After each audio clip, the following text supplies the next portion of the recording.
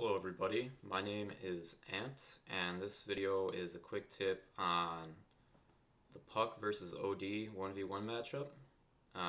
Credential wise, because I think you should know the credentials of someone before you listen to what they have to say. So I am presently 5th on Open Dota for, however their algorithm judges how good a player is. I'm a Divine 4 player on the North American server. I play pretty much exclusively US East, and my peak MMR was 5.5k.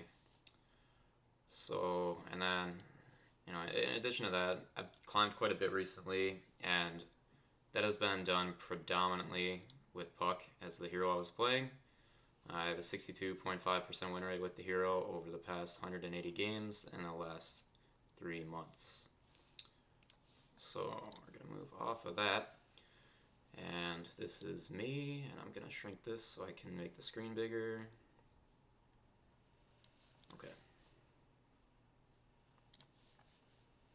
So this is a game where I lost the game, and I lost my lane, or at least didn't perform in a way that would give me the best chance to win the game. I'm playing against a pretty decent player, but I guess that's neither here nor there. So the importance of this is basically what's happening right here. So when you're playing this matchup, and I suppose it applies to other heroes potentially as well, against an OD, one thing a lot of times you want to be mindful of, and in this particular scenario you probably don't want to do, is stand on top of your own creeps when he astrals you. Like, this is something you're going to often see in this type of matchup, where he's just going to walk up to you and banish you over and over again. And it gets worse and harder to deal with as he gains more levels. So you'll see how his astral hit all of my units. He got a free kill, uncontested kill on my range creep, because I am standing in the wrong place and I'm on top of my creep wave.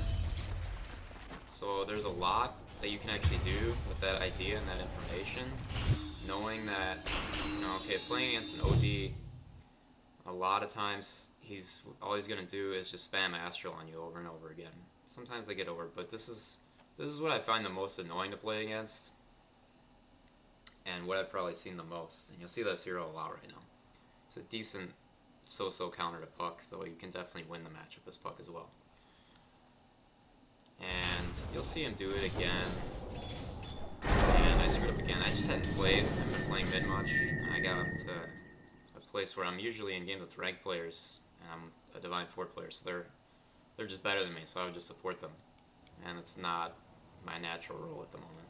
And then I switched back to this in a game where players are lower ranked than me, and I just forgot this thing I had learned in the past. And so I went back and looked at the game like, okay, what went wrong? A few months ago I would have won this lane.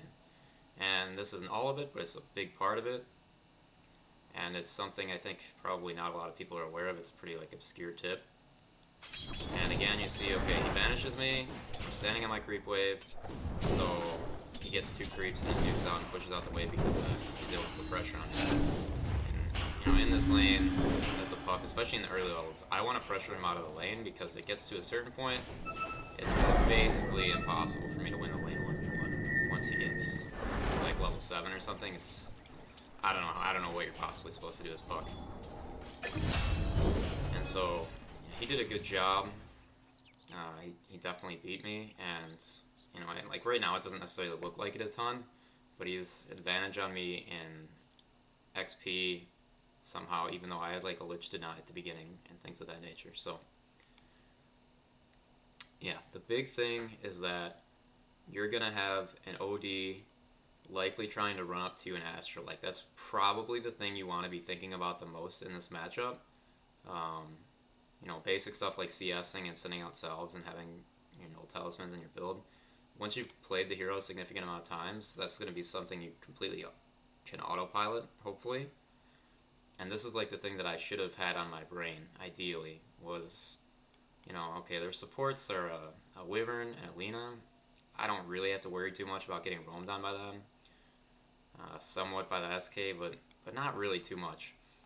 So the thing I really want to be thinking about, I want to mind the positioning of my own hero relative to the OD and relative to the way he's going to use Astral. So Like I could potentially sit over here instead of where I am.